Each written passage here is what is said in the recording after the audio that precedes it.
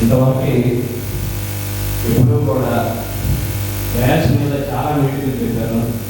Association పరంగా కానివ్వండి, state మీటింగ్లో కానివ్వండి. ఆయన ఆధ్యాత్మికంగా ఇదే ఫస్ట్ టైం బ్యాచ్. ఎప్పుడు వేడ ఏదైనా అనబడితే ఏమనుకోబాదు, సహకరించండి. ఓకే,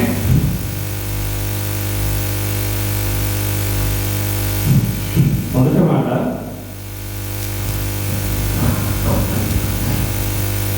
తండ్రి మీరేం చేస్తున్నారో మీరు అడిగారు కనుక వీరిని క్షమించును. ఈ మాట ఎవరు చెప్పారు?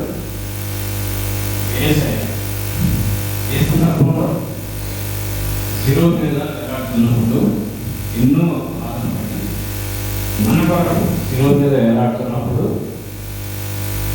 ఫస్ట్ మాట ఈ విధంగా పలికారు. ఫస్ట్ ఎవరిని అడిగారు?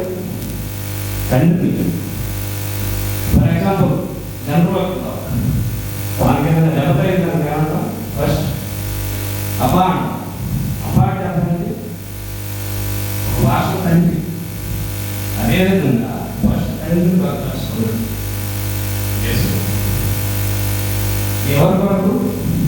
మానవ కొరకు. మీరేం చేస్తున్నారో మీరే తెలియదు. మీరేంటి ఎవరు? మానవ. వెంటాడుతున్నారు, అనేక రకాలైనటువంటి మనుషులు. మీరందరి కొరకు మన తరఫున, మానవ తరఫున తండ్రికి ఒక మధ్యవర్తిత్వం చేస్తూ తండ్రి అని సంబోధిస్తున్నాడు. తండ్రి అన్న ఆట క్రీస్తుడు తప్ప ఈ లోకంలో ఎవరికి లేదు. అవునా కదా? ఎందుకంటే క్రీస్తు యెహోవా దేవుని ఆజ్ఞతో జన్మించాడు కనుక ఆయన మాత్రమే ఉన్నాడు. అందుకే ఆయన తండ్రి అని ఫస్ట్ యెహోవా దేవుని సంబోధించాడు. ఎవరిని? మీరేం చేస్తున్నారు? మీరేమో అక్కడ ఉన్నటువంటి మనుషులు. ఈ మనుషులు 5 రకాలైనటువంటి మనుషులు ఉన్నారు. వాళ్ళెవరు? ఒకటి 5 గ్రూపులు ఉన్నాయి మొత్తం. ఏంటంటే ఆదాము నుంచి 4000 సంవత్సరాలు. ఆదాము ఎవరు? మన ఆది పురుషుడు. యెహోవా దేవుడు సృష్టించినటువంటి మొదటి మానవుడు ఆదాము. ఈ ఆదాము నుంచి 4000 సంవత్సరాల వరకు ఉన్నటువంటి వాళ్ళని కూడా క్షమించమని. అదే వాళ్ళందరూ కూడా మొదటి గ్రూప్లోకి వస్తారు. రెండో గ్రూప్ వాళ్ళు ఎవరు? యేసు కాలంలో, అంటే ఆయన పరిచయం చేసినటువంటి ఆ సందర్భంలో ఆ కాలంలో ఉన్న వాళ్ళందరినీ కూడా రెండో గ్రూప్గా ఇచ్చారు. వాళ్ళని కూడా క్షమించమని. అదేవిధంగా మూడో గ్రూప్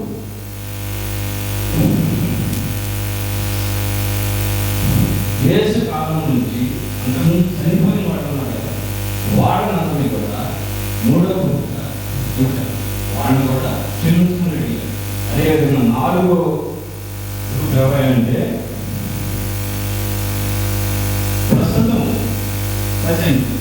నివసించుతున్నటువంటి మనల్ని కూడా క్షమించమని అయ్యాక ఇన్ అడ్వాన్స్ రేపు గురించి కూడా ఆ రోజున ఆలోచించి వారిని కూడా క్షమించండి అని అడిగారు. అదేవిధంగా 5వ గ్రూప్ పుట్టబోయే సంతానం, రాబోయే తరం, పుట్టబోయే సంతానం అంటే కరెక్ట్గా చెప్పాలంటే ఈ భూమి నశించేంత వరకు ఎవరైతే పుట్టారో వాళ్ళని కూడా క్షమించమని యేసు తండ్రికి విన్నపం చేశాడు. ఈ విన్నపం ఎవరి కోసం చేశాడు? మానవుల కోసం, ఈ ప్రపంచంలో నివసించేటువంటి అన్ని రకాలైనటువంటి మానవుల కోసం చేశాడు. తర్వాత మీరేం చేస్తున్నారో మీరు తెలియదు. మీరా మనం ఏం చేస్తున్నాం మనం తెలీదా? అయినా వాళ్ళని కూడా క్షమించాడు. కావాలని చెప్పి చేస్తున్నారు. అయినా నేను శిక్షించకూడదు. వీడు కావాలని తెలిసిన వీళ్ళని క్షమించు తండ్రి అని ఈ విధంగా అందరినీ కూడా సర్వలోకంలో అందరినీ క్షమించుని కోరి వీళ్ళనే కాక ఇంకొక 4 రకాలైనటువంటి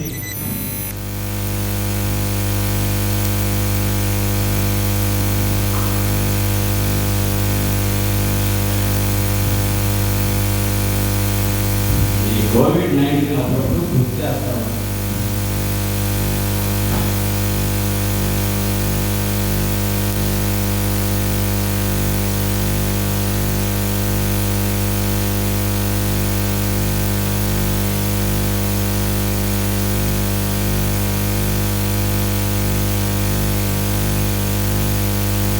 ఆ 4 గ్రూపులు ఎవరో తెలుసా? ఒకటి ఫస్ట్ తన శిష్యుల్లో ఒకరైనటువంటి ఇస్కరియోతు యూదా నమ్మించి మోసం చేశాడు. అందులో చాలా మంది ఉన్నారు, అవునా? ఈరోజు నమ్మించి మోసం చేయడం 90% ఉన్నారు, అవునా కదా? ఇంకొంచెం ఎక్కువ 50% అలా ఉంది. వాళ్ళని కూడా క్షమించుకుని అడిగారు. ఇంకో 2వ గ్రూప్ ఎవరంటే ఆయనతో పాటు ఈ శిష్యులుగా ఉన్నవాళ్ళు చనిపోయారు. వాళ్ళు ఆయనతో పాటు ఉన్నటువంటి శిష్యులు చనిపోయారు. వాళ్ళు కూడా క్షమించమని అడిగాడు. చనిపోయింది ఎవరు? లేకపోతే కోరి చూస్తే నువ్వు యేసు శిష్యుడైనా అని అడిగితే ఎవరన్నాడు? పేతురు. కాదు, అలాంటి వాళ్ళని కూడా క్షమించమని అడిగాడు. ఎవరిని? తండ్రిని. తండ్రి ఎవరు? యెహోవా దేవుడు. లేకపోతే 3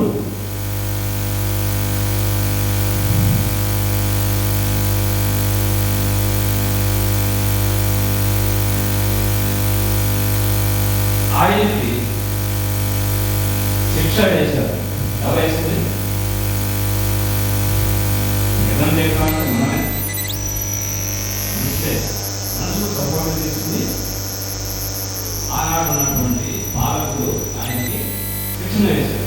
వాళ్ళు కూడా క్షమించున్నాను. ఇంకా 4వ గ్రూపు ఆయన్ని ఈ శిక్ష ఖరారైన తర్వాత అక్కడి నుంచి ఆ ప్రదేశం నుంచి శిలువ ఆయన మీద పెట్టి అనేక రకాలైన బాధలు సూచించారు, మొత్తం మీద ఉద్దేశారు. వాటిని కూడా క్షమించమని అడిగారు. ఇలా మొత్తం 9 రకాలైనటువంటి ఏమంటారు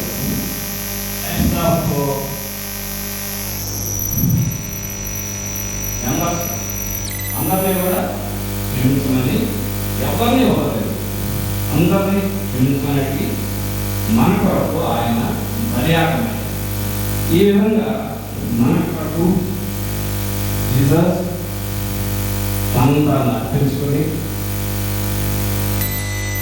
అందరినీ కూడా క్షమించి మనందరినీ కూడా క్షమాపణ చేసి ఆయన బలియాగమైనందుకు మనమందరం కూడా ఈరోజుని పాపం నుంచి క్షమించబడ్డాం. దానికి ఆయనకి చెప్పబడుతూ మనం బ్రతికినంత కాలం ఆయనకి లోబడి ఉండి అందరూ కూడా ఒక మంచి మనసుతో క్షమార్హుని ఎదుటివాడిని క్షమించే పద్ధతిలో ఉండాలని చెప్పి ఈ మాకు ఇచ్చినటువంటి భాష గారికి మనం